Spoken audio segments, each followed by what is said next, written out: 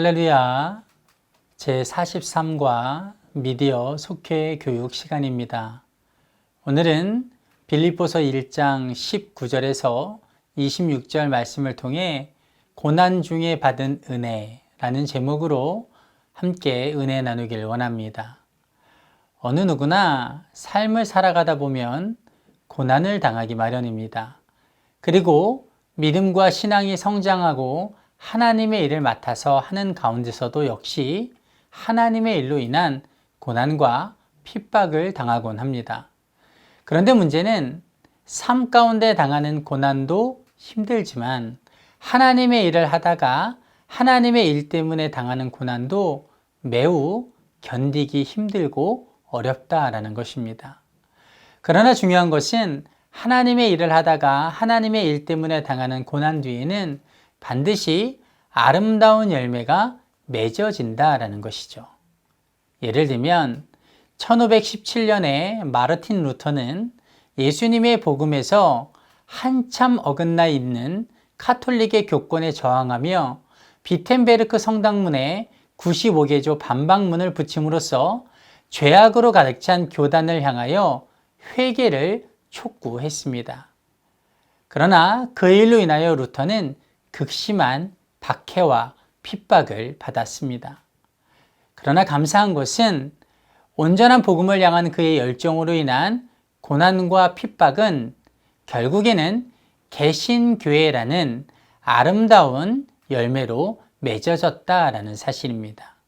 즉, 하나님의 일을 하다가 하나님의 일 때문에 받는 고난과 핍박 뒤에는 반드시 아름다운 열매가 맺어지게 된다라는 것이죠. 그렇다면 하나님의 일 때문에 고난과 핍박을 당하는 당사자에게는 아무런 유익도 없는 것일까요?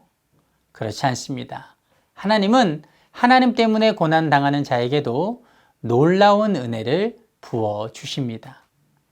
오늘 본문에 나오는 사도 바울이 그 대표적인 인물입니다. 오늘 본문의 내용은 사도 바울이 빌립보 교회의 교인들에게 쓴 편지의 내용입니다. 그런데 여기서 중요한 것은 지금 사도 바울은 로마 감옥에 갇혀 있는 상태에 있고 빌립보 교회의 교인들은 복음으로 인한 고난과 핍박을 두려워하고 있는 상태에 있었다라는 것입니다. 즉, 감옥에 갇혀 있는 사울보다는 그래도 빌립보 교회 교인들이 더 나은 상황 가운데 처해 있었다라는 것이죠. 그런데 놀라운 것은 더 큰 고난과 핍박 가운데 있었던 사도 바울이 오히려 더 나은 상황 가운데 있었던 빌립보 교회 교인들에게 편지를 쓰며 위로하고 있다라는 것입니다. 이런 것을 볼 때 크리스찬들의 삶에 있어서 누군가를 위로하고 용기를 주는 일은 누구의 상황이 더 좋고 나쁨이 아니라 그 사람의 믿음과 신앙의 크기가 결정하는 것 같습니다. 즉, 누군가를 위로하고 용기를 주는 자가 더 믿음이 있고 신앙이 성숙한 자이다라는 것이죠. 그렇다면 어떻게 바울은 자신이 감옥에 갇혀 더 큰 고난 가운데 있었음에도 불구하고 오히려 두려움에 떨고 있었던 빌립보 교인들을 위로하고 용기를 줄 수 있었을까요? 그것은 바로 그가 고난 중에 받은 은혜가 있었기 때문입니다. 그 은혜는 바로 흔들리지 않는 거룩한 소망이 생겼다라는 것입니다. 오늘 본문 20절을 보면 뭐라고 말합니까? 나의 간절한 기대와 소망을 따라 아무 일에든지 부끄러워하지 아니하고 지금도 전과 같이 온전히 담대하여 살든지 죽든지 내 몸에서 그리스도가 존귀하게 되게 하려 하나니라고 말합니다. 즉, 이 말은 나의 간절한 기대와 소망은 어떤 일에든지 하나님 앞에 부끄러운 일을 행하지 않고 온전히 담대한 마음으로 살든지 죽든지 내 몸을 통해 그리스도가 존귀하게 드러나시게 하는 것이라는 뜻입니다. 쉽게 말하면 비록 지금 내가 감옥에 갇혀 있지만 그러함에도 불구하고 나의 간절한 소망, 나의 소원은 감옥에서 풀려나는 것이 아니라는 거예요. 나의 간절한 소원은 살든지 죽든지 그 어느 곳으로든 그리스도께서 존귀 여김을 받는 일에 나 자신이 사용되었으면 좋겠다라는 것입니다. 그리고 한 발 더 나아가 21절에서 뭐라고 말합니까?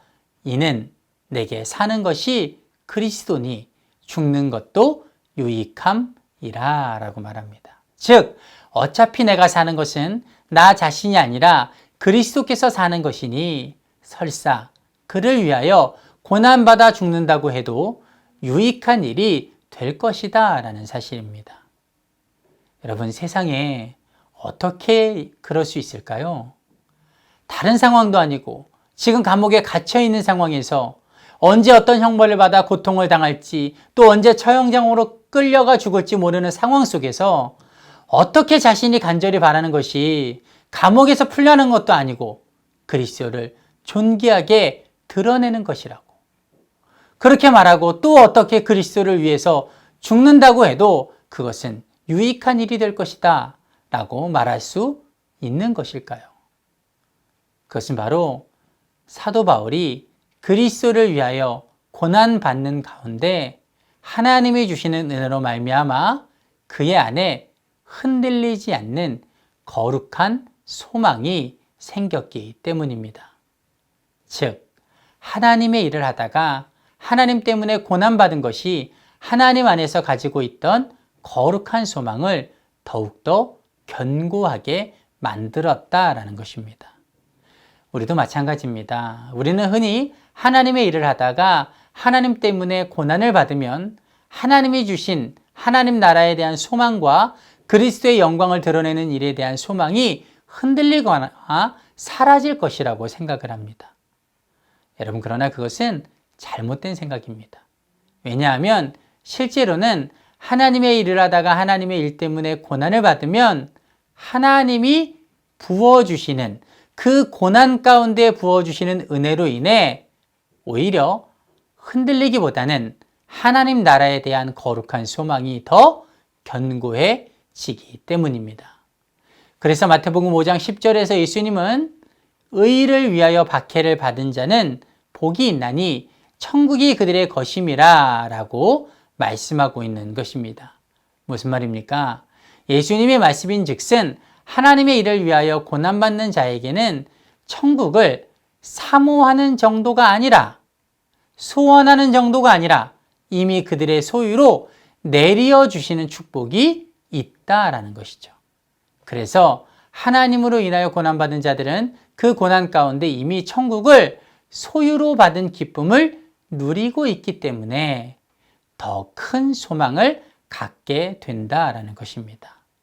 결론입니다. 하나님의 일을 하다가 하나님 때문에 고난을 받으면 우리의 거룩한 소망이 흔들릴 것 같지만 그렇지 않습니다. 오히려 거룩한 소망은 더 견고해집니다. 왜냐하면 고난 가운데 하나님이 주시는 놀랍고도 풍성한 은혜가 반드시 있기 때문입니다. 그러므로 바라건대 우리 모든 예양 성도님들은 고난받을까 하여 하나님의 일을 하는 것을 두려워하지 말고, 혹 하나님의 일을 하다가 받는 고난 가운데 있다면 그것을 통하여 거룩한 소망을 더 견고히 하실 하나님의 은혜를 기대하고 소망하며 그 모든 고난을 견뎌내시기를 주님의 이름으로 축복드립니다. 이번 한 주간도 주님의 몸된 예양교회와 감독님, 그리고 중앙연회와 감리교회를 위해서 기도해 주시고, 특별히 그 어느 때보다도 힘든 시기를 보내고 있는 이 땅의 모든 한국교회와 그리스도의 지체들을 위해서 기도해 주시기 바랍니다. 감사합니다.